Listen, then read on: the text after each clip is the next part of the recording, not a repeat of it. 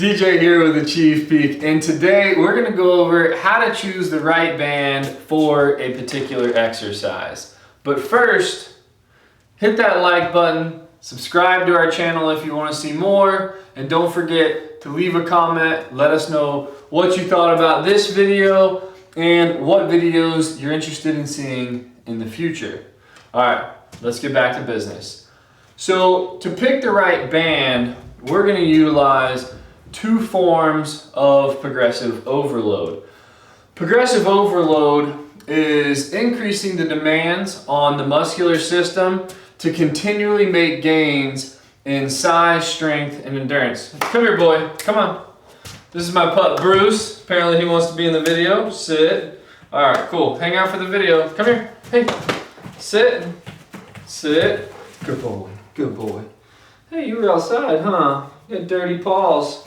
Okay, so the two forms of progressive overload that we're going to be using is increasing resistance and increasing the repetition, or repetitions.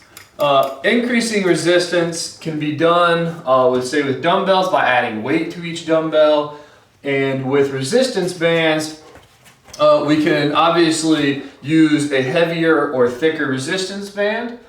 We can also step on the resistance band with 1 or 2 feet, spreading our feet out. We can choke up on the bands. Let me grab a band real quick.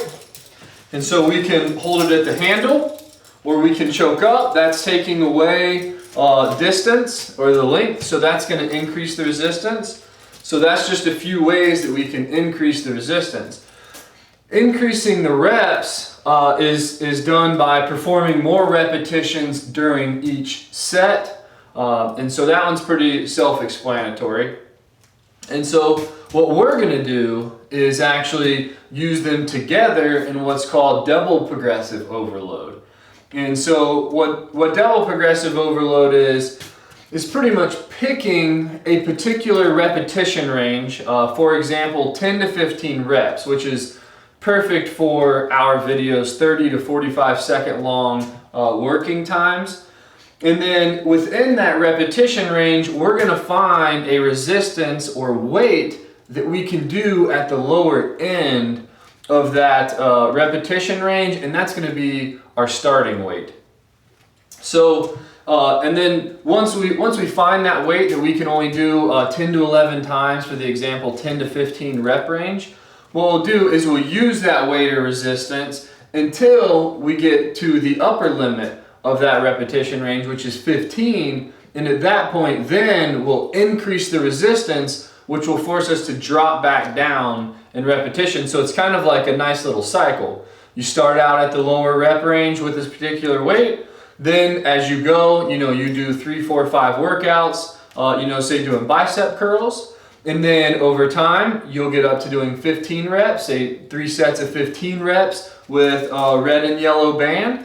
And then once you get up there, you'll need to somehow increase the repetition or increase the weight. And so that's how we choose the right band. And so real quick, we'll go over an example with it. So here I have a red and yellow resistance band.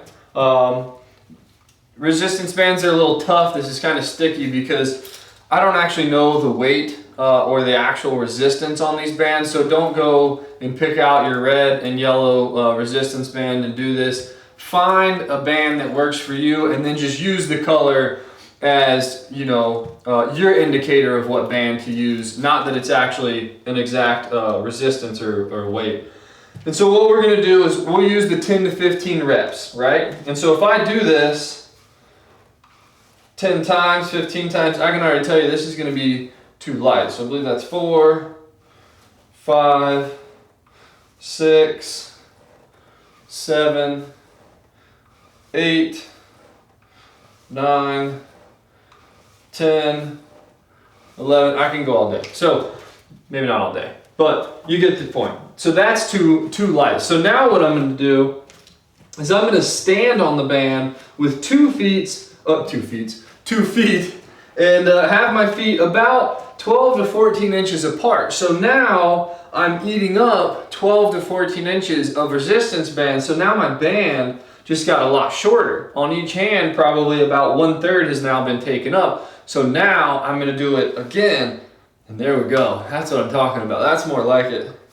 So we're gonna do those now. That's 3, that's 4, that's 5, here we go, 6, 7, 8, 9, 10, 11. So that's actually, if we were doing 2 to 3 sets, this, the red and yellow resistance band with my feet 12 to 14 inches apart is actually my perfect starting weight. So this is what I should be using for bicep curls from now on until I can get to the upper limit of 15. And so that's just a quick example so you can see. But I guess a few side notes now that we've gone over it is don't try to go through all your exercises and figure out what the perfect weight is. Get a workout log, write it in there. Whenever you're following our videos, jot down you know, what band you're using and how many reps you were able to get. And then when you're done, go back through and look and say, you know, was it too easy? Was it too hard? And then make changes so you're not just wasting your time standing around doing a bunch of reps to figure out what the perfect weight is. Just go through a workout, figure it out, you know, make notes, and then begin to make changes from there on out. And in no time, you'll be using the right band for every exercise, steadily making those gains that you want, and you know that you'll be actually progressing through and getting stronger, you know, getting the endurance, whatever it is that you might want. So if you have any questions, leave them down in the comments. I'll respond to them. And don't forget to hit that like button, subscribe to our channel, and until next time, see you guys.